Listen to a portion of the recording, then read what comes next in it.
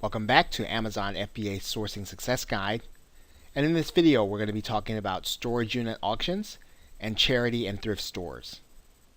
Now, often in your local area, you will find that there are storage unit auctions that you can attend where you can pick up, again, some things that are going to be rare and hard to find. The only problem is that in this case, you're not going to know upfront what you're going to find in the storage auction. You'll probably want to work with a partner in order to have an alternative way of liquidating the merchandise, because typically you're going to find things that people put in storage that they wanted to have there, and for whatever reason they were unable to pay their bill, and so the storage unit literally auctions off their items. Now, all the items that you're going to be getting from that location is probably not going to be appropriate for you to do with Amazon FBA, because not everything is going to be shippable, as we've talked about before. However, you can have other ways of being able to liquidate that merchandise. So you probably want to work with a partner. If you're not necessarily a liquidator where you can get rid of that kind of goods, you can though typically take what you probably weren't going to be able to do on Amazon FBA and do it on eBay, especially if you're willing to do some of the shipping yourself. Now, you want to think about the fact that because this merchandise is going to be rare and hard to find, you're really looking to have the kind of merchandise that's going to be high price if you're going to do it on Amazon FBA, because again, part of your cost in this in doing in storage unit auctions is going to be that you're going to have to liquidate the other items and make them sellable. So in this particular case, only give consideration to those things that you're going to be selling on Amazon. Everything else you probably want to put in the hands of someone who can actually liquidate the merchandise.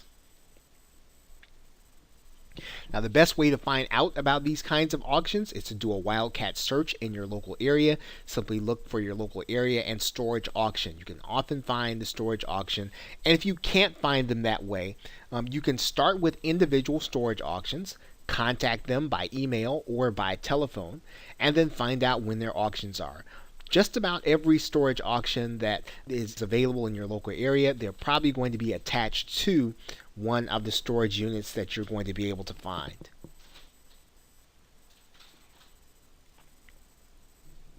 Now, one trend is for retailers now to pass on their unsaleable merchandise to thrift and charity stores such as Goodwill and the Salvation Army. And although these two stores have well-known brand names, many local areas have their own charity-based stores.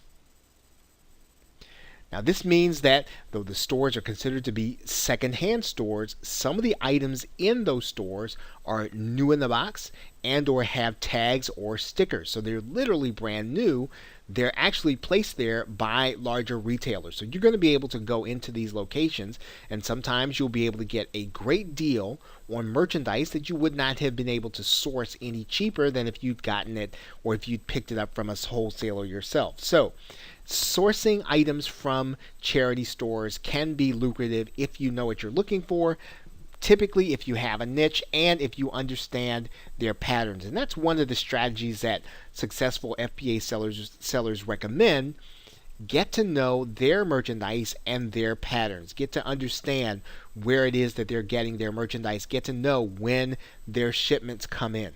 So when you are starting to talk about these charity stores, they tend to have shipments come in on certain days. You probably want to time your sourcing for those days, time your sourcings for those times of days when you know they're going to be getting their quote trucks or shipments.